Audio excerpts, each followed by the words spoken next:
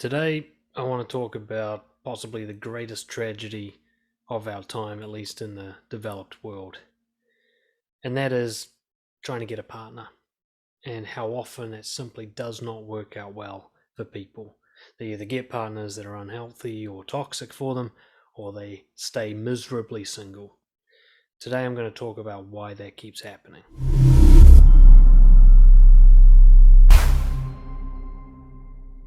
Now, this will probably be a longer video. My notes look pretty fucking long, but it's a big topic. It's a deep topic. I don't want to miss anything too important, but I don't also want to go too deep unnecessarily. I want you to start by noticing something about dating apps, which is pretty much the go-to for most people now in terms of trying to find a partner. If you win, they lose. All right? Dating apps, however they're set up to make money, whether you pay to actually participate or they use advertising and selling your data as some way to make money, you leaving the app because you found a partner is not good for them. And they are a business, and they are a for-profit business. So do you think the algorithms of the apps are designed to help you get a partner? Or are they designed to help you almost get a partner so that you stay on the app? See, the apps and the services and even the dating coaches and stuff, some of them, not all of them, they know something. They know that the harder you try, the less successful you'll be. And that keeps you in the loop, keeps you being worth valuable money. Today I want to tell you what it is that they know that they're using against you. So many of the people I speak to, a lot of the emails I get, a lot of the clients I work with, they get really frustrated with the fact that they're making progress as a person, but this area of their life still remains stuck. They're getting better with their finances, they're taking better care of their body, they're managing their psychology to become more healthy, they're kind of crushing it in all these areas of life, and yet dating always stays right down here. It seems like they haven't moved at all. And it's fair enough to be frustrated. I mean, a lot of the people I speak to, they really have made progress. They're better people than they were a year ago, 10 years ago, and all the other times they've been struggling with relationships or the lack thereof. Why is it that improving yourself doesn't make any gains in that area for some people, for a lot of people? There's a lot of pressure from the external world, isn't there? Hey? Single is bad, isn't it? According to everybody. According to all the movies that are about love and people coming together, and according to all the media trying to give you advice on how to find a partner, implying that you're lacking in something there. And of course, all of your friends and all of your family and everybody you speak to, why are you still single? Haven't you got a partner yet? When can I expect some grandkids? That constant pressure with this underlying message, if you're still single, there's something wrong with you. And relationships, especially the traditional monogamous relationship, is seen as the solution. Not only is it good to be in a relationship, whereas it's bad to be single, it's considered to be the finish line. Like once you're in a relationship, you're somehow at a higher level of life, like you've accomplished some great thing that's difficult to accomplish, and therefore you now don't have to worry about certain problems forevermore, right? I mean, can you think of a single elected political leader who's single, right? We don't trust single people. Relationship people, no matter how fucked their relationship is, they still get more credit than even the person who's happily single. So you've got this overwhelming global cultural pressure. Find a fucking partner, procreate, as if 7 billion people aren't enough, right? You need to go and find a partner, have some babies, or adopt, or whatever fuck. Then of course there's their own internal pressures, loneliness, horniness, right? And they combine to create neediness. So the external pressure, the internal pressure creates neediness. Now, what is neediness? Neediness is treating something you want as if it's something you need. Now, the word need means survival. You die without it. Very much literally incomplete. You need water. You need food. You need shelter. Do you need a relationship? Actually, no, you don't.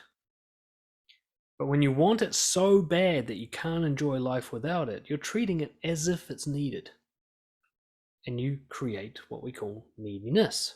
Not only is neediness thinking you need something you want, but it's also seeing that thing you want as the only possible way to fulfill your needs. So when somebody says I need a relationship, or they behave as if they're saying that, what they're saying is what a relationship will give me cannot be accomplished by any other means. The feelings, the experiences, the connection, the activities, whatever it is, can only be had in a relationship, or at least a certain part of it can only be had in a relationship, and therefore, whatever that part is not only necessary, but there's nowhere else to get it. It's the equivalent of saying the only way to make money is to win the lottery. Now, I want you to just let that analogy sink in, because I'm going to use that later on in this video. Somebody behaves or openly, honestly expresses in such a way as to show that they need a relationship. It's basically like someone desperately buying lottery tickets saying this is the only way I can make money. Neediness is the problem. Why are you not making any progress after you've made so much progress in all the other areas of your life? Because neediness is the deal breaker. One way to look at it is neediness is 51% of your problems. Okay, it's managing director of the board. It has the final vote. It vetoes anything. So you could be 49% perfect, but that 51% always overrides it. If you bring neediness into your social interactions, no matter how good you are as a person, you're significantly fighting against this barrier of neediness. This neediness is going to undermine you all the way, no matter how well you're doing. Neediness only appeals to two types of people: other very needy and psychologically unwell people, and manipulative psychopaths and people with narcissistic personality disorder. All right, you ever wonder why you have a pattern of bad relationships? Well, if you're needy, you're attracting those two types. You think that's ever going to work out well for you? Other people who are as needy and desperate as you are, or worse? Or people who feed off neediness and use it and exploit it to their advantage? Because a healthy, confident person, or even a person who's just relatively healthy and has relatively high self-worth and isn't particularly desperate to get into a relationship, is going to be put off by your neediness, and you cannot hide that neediness from them, not for very long. Maybe a few months at most before it shows itself. And then you're going to become repulsive. No matter how good a person you are, they won't be able to see you behind the neediness. Now, of course, you're going to be challenging this, thinking, well, if neediness is such a deal breaker and everyone's so needy, why are so many people in relationships? It's a good question. I plan to answer that. Good relationships are the result of a few factors. One is somebody is able to magically drop the neediness. For some reason, it gets turned off by something at just the right moment to meet someone who's also attracted to them and ready for a relationship. That's one of the ways it happens. Another way is after a long time of being needy, you get sick of it, you get apathetic, you're like, fuck this, I'm going to stop trying, and you really mean it. And that actually creates the state of non-neediness, which makes you attractive, and then you meet a partner while in that state. You think of how many people have given you advice of like, when you stop looking, it will come. What they mean is when you stop being needy, you'll stop repulsing people, and the ease with which people come together will become apparent to you. There's a reason there's 7 billion people. We're designed to get together and fuck, okay? We're pushed by our internal programming to be together. We're not actually repulsed by each other, but we are repulsed by neediness. So it's actually kind of easy to find a partner if you're not needy and if you don't have ridiculous standards. So you get this concept of serendipity. You may have even experienced it yourself, even though you're struggling now, where things just came together and you found a partner and it was good. Some examples that I'd written down here are connecting with someone you're not immediately attracted to. So you kind of see them as neutral, that doesn't spark any neediness, any desire for a relationship. And as you get to know them, you're like, oh, they're all right, actually. And by then you've already gotten to know them. So you managed to sneak into a relationship without the neediness having a chance to arise. Seeing an old friend differently is another way it sometimes happens. You know, a lot of partners that I know of are people who went to school together for quite a while, or in the same friend circle, or in the same workplace for quite a while, and then they hooked up. Again, they kind of got to know each other without any neediness, or the neediness wore off and they just kind of stayed friends, and then something sparked attraction. By that time, They kind of already got to know each other, so the neediness was never going to surface. Or another one is getting to know someone while they're unavailable, like becoming friends with somebody who's already got a partner, or getting to know someone who's long distance and overseas, or in some way you think there's no chance of a relationship with them. And when you'll find that if you look at someone and you think there's no chance of a relationship with them, your neediness just drops off to zero immediately. If you think no chance, you're just like, it's actually kind of a relief, right? And then suddenly that person becomes single and you've now already developed something with them. You're not starting fresh. So you got a chance of building something without neediness. So most of the relationships you see where typically needy people have somehow found someone, it's because they got a lucky break from the neediness, in my opinion. That's why it happens. And the other relationships you see, much rarer, are confident, healthy people with secure connections, where neediness wasn't a problem in any major way. It wasn't a 51% deal breaker. It was like 10%, but they could take it or leave it, right? Those people get together, but there's not as many of them as you might think, okay? Healthy, secure, confident couples are incredibly rare. There's a lot of people pretending to be that, but the genuine article is incredibly rare. Most relationships you see are two needy people desperately, codependently clinging to each other out of fear of loneliness, and their love for each other is secondary to their desperate need to not be single. Or you might be seeing the classic anxious and avoidant attachment connection, where one person's clingy, the other person is cold and distant, and they chase each other around in circles, and it's kind of the perfect setup for their insecurities and their fears and everything. They're just being driven by fear, and it's doomed. All right, unless they work on themselves, get therapy, or whatever, they're doomed. So a lot of the relationships you see that you're so jealous of and so envious of, you're just seeing them before they crash and burn. I mean, divorce rates are over 50% now. And those are just the ones brave enough to go through with it, right? There are plenty of miserable marriages out there dragging along the bottom until one death parts them, right? And there are plenty of people out there who have deluded themselves into thinking they're in a healthy relationship, and yet their behavior shows that they're struggling. Porn addiction, alcohol, cheating, superficial conversation. They're not really in a relationship. They're just desperately pretending to not be single. When you eliminate all of those examples I've given, you're left with a small handful of genuinely healthy relationships. Really a minority at best. So don't worry that you're somehow missing out, because you're just lucky enough to stay single while you can still work on this bullshit, rather than the tragedy of getting into a relationship when you're still fucked up. So you got to understand that your neediness would doom a relationship if you were lucky enough to even get into one, unless somehow the neediness was turned off in both of you prior to you getting together. That serendipity I was talking about, that is incredibly rare. What happens to the needy person once they actually get a relationship is their anxious or their avoidant attachment style kicks in. They either cling to the person and become a people pleaser and kind of drive them away by suffocating them, or once the person gets close, their fear of intimacy kicks off if they're the avoidant attachment type, and they start trying to push them away and get some distance and get some breathing room and sabotage the relationship that way, because they don't actually want someone to get close.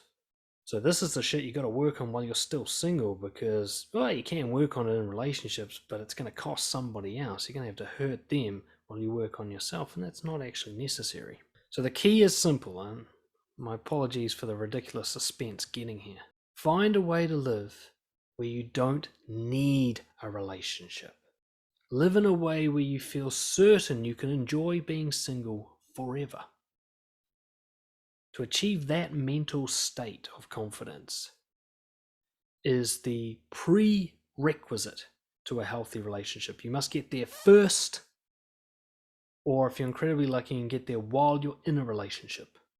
But the other person has to work alongside you. You both have to go to therapy or coaching and work through all your bullshit together and hope that you come out the other side still liking each other, right? That can and does happen. It's the thing that saves relationships, is people do the work together, and underneath their neediness was a genuine connection. They actually do like each other. So it can work, but it's pretty hard work, and sometimes the damage is irreparable. By the time most people go to therapy, it's already too late. They've left it too long. But if you're single right now, good news. You can avoid that traumatic hell and get your shit sorted before someone comes into your life. Now, I'm not actually condoning the go your own way type approach, like MGTOW, men going their own way. This isn't about avoiding connecting with people. This isn't about refusing to get into a relationship. This is about removing neediness so that when you do have a relationship, which is a wonderful thing to have, you're having it from a healthy position. It's not desperately filling the hole inside yourself of toxic shame. It's about sharing your life with another person, a life that was already good. You're doubling up the goodness rather than trying to leech the goodness from somebody else. And in terms of building up to that, this isn't about trying to avoid getting a partner. It's about finding ways to fill your cup without it all being bet on that one horse. So if we go back to the money analogy, this is about learning to make multiple income streams and become financially savvy rather than betting all your life on a lotto ticket. Some questions that you can answer, kind of like homework. What do you want from a relationship? Have you ever sat down and asked yourself that? Like beyond a few simple things like, oh, sex on tap and share my life with someone? Like really? What is it that a relationship can provide you that you cannot provide for yourself? What is it that only a monogamous partner can give you that other people can't give you, right? That you can't receive from other sources in the world? Really get specific and answer the question, why must it be a relationship? Why can't you achieve whatever it is you're trying to achieve? Heal whatever it is you're trying to heal without a partner. And most importantly, when you figure out what you need for a relationship, you've got to be able to answer the question, how do I meet these needs or these wants without a partner? To think outside the box. What's another way? You can even get quite ridiculous. You can think about how to have kids without a partner, right? The point being is just to show yourself the ability to let go of this relationship thing and focus more on just living an enjoyable life through any means possible. 1 year before I met my wife, I had made this pledge. I'm giving up on relationships. I'm not giving up on women. I'm not giving up on connecting. I'm not giving up on socializing. I'm giving up on the concept of a relationship saving me. Right? I'm going to be okay with being single forever. Right? Or at least I want to learn how to be okay with it. Doesn't mean I actually would prefer to be single forever. But to make single so good that a relationship actually has to compete with it. Like somebody has to be really awesome for me to want to switch from single to in a relationship. I wanted to create that life. So I set about a goal. I'm going to make myself create that life and learn what that means. Here's some of the lessons I learned. You have to realize the truth. A relationship is not a cure for your toxic shame.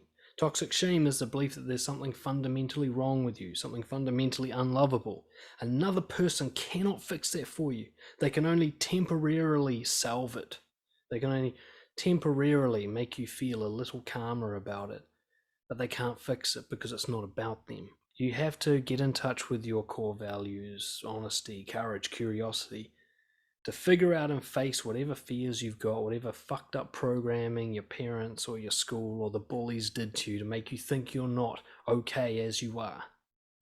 You have to find a way to face up to that, bring it out into the light and become okay with it. You have to learn how to like you even if you're fucked up. Another lesson, friendships will cover most of your connection needs. In fact, apart from sex, and fuck buddies are an option, friendships give you everything a relationship gives you. You can even have a close, intimate friendship with someone who lives with you. Right? So if you've got that and an active sex life, there really is nothing a relationship gives you that cannot be achieved through that. You get to choose how intimate you are with your friends. There isn't a limit to intimacy. You can have a friend who knows you better than you know yourself and vice versa. How's that different to a partner? You can have friends who you share your whole life with. How's that different to a partner? You can have friends who you fuck. How's that different to a partner? Now, it doesn't mean you should never have a relationship. Just, you've got to understand friendships are a much healthier goal than relationships. Next lesson, the cure to loneliness is a combination of a life filled with valuable activities that you enjoy, combined with a really good, authentic friend circle. So if you focus on creating a good group of friends and a busy calendar full of stuff that you love to do, that you find meaningful and that you're passionate about, you're not going to even have enough time to be lonely. Next lesson, finding people to so-called date, and I wouldn't use that word if I were you, is done through being honest and brave, not through trying to get with people. Instead, you try to push them away with honesty. Go and tell people that you're attracted to them. Go tell them about your deepest insecurities. Tell them everything. Try to get rid of them, right? Just go, hey, here's who I am. Good luck with it. Here's how I feel about you. Good luck accepting that. And if anyone's left still standing after you give them you in its raw, unedited, unsugar-coated form, it's effortless to fall into some sort of relationship type connection with them, because you can't do anything wrong. You can't lose when all you have to do is be you and show up. Next lesson, everything must be done for you as the primary receiver. Doesn't mean you can't do good for other people, but you have to face the fact all of our motives are selfish. So if you're going to go on a date, make sure it's something you want to do. Make sure it's something you enjoy. Make sure you leave if you're not enjoying yourself. Make sure you talk about the things you want to talk about. Make sure you don't pretend or feign interest in things that you find boring, and so on. Make sure this is about you enjoying your life. And if other people don't like it, there's 7 billion other people they can go and hang out with. Don't worry about them. You don't need to cater to them. Don't hold them back. Stop wasting their time. If they don't like you doing what you like to do and being the person you like to be, let them move on, right? You're not their preference. It's fine. Next lesson, never compromise your values for another person, no matter how much it might get you laid, or get you into a relationship, or get you loved a little more. Now, this isn't the same as compromising your preferences, right? You might prefer something, but it's not actually a core value. Like, you might prefer to go to the movies rather than go to the park, but it's not like you're sacrificing who you are to go to the park, right? You can still enjoy yourself there and live by your values there. But if your value is honesty and you have to be dishonest to get with someone, that's a sacrifice, right? That's a compromise. Can't be done. If someone doesn't like you for who you are and your set of principles, hit the road. Not good enough. Move on. As soon as you compromise, you lose everything. Even if they like you, you've already lost. Next lesson. Instead of making a commitment to getting a relationship, make a commitment that you will only get into a relationship if it is significantly better than your ideal single life. That the person makes you a better person, and vice versa, you make them a better person in such a way that could not be achieved on your own. They are a multiplier of the good work you're already doing. And therefore, it just makes good sense to have them in your life. To become a better person yourself, they accelerate that movement. If it's not that, it's not worth it. So someone who's nice to be around, someone who likes you, somebody whose problems you can fix, not good enough reasons, right? You have to come away from your interactions with them as a better man or a better woman. Next lesson. Stop using the term dating. Stop using dating apps, dating services. Stop focusing on trying to get a relationship in any way. Don't do any activity where the primary purpose is to try and get into a relationship. All right? If you're going to do an activity, the primary purpose should be something else. You know, example I often use is you go to dance classes. You don't go there to meet a partner. Go there to learn how to fucking dance. If you happen to meet people you like there, great. Go and interact with them. But the activity itself should be so rewarding that it doesn't matter if nothing happens in the relationship space. If you go traveling around South America, it should be for such a reason that if you come back single, that's fine, right? But if you go traveling around to find a partner, you fucked up. It should always be about a primary, more important purpose than getting into a relationship. Everything you do should be about that. Of course, you don't avoid a relationship. If you like someone, tell them you like them, invite them into your life. You don't need to call that dating. It doesn't have to be someone you're attracted to. It doesn't have to be the gender that you're into. If you want to spend more time with someone, say, I want to spend more time with you, and just see what happens, right? And a relationship will form from that if it's meant to be. You don't need to try and make a relationship happen. You just spend time with people you like spending time with and tell them how you feel about them. Ironically, this is something people rarely do. There are people who've been in relationships for 10 years and they've never really sat down and told each other how they feel about each other. It's just implied all the time. Right? So do that at the start before you've got any sort of commitment or rules. And lastly, get yourself a coach. Of course, I'm going to say that. But not to help you get into a relationship. to help you learn how to enjoy your life without one. Tell them that's your goal. Don't tell them you want to get a girlfriend. Okay, tell them that you want to be so fulfilled with who you are as a person that it doesn't matter if you get a girlfriend or not. And have them coach you around that. And ironically, that's the most likely way to get a girlfriend. If you want further help with this, get in touch, dan@brojo.org, or of course check out my powerful honesty course that will help you interact with people in such a way as to be more attractive and give you a better chance at connecting without the neediness for a relationship.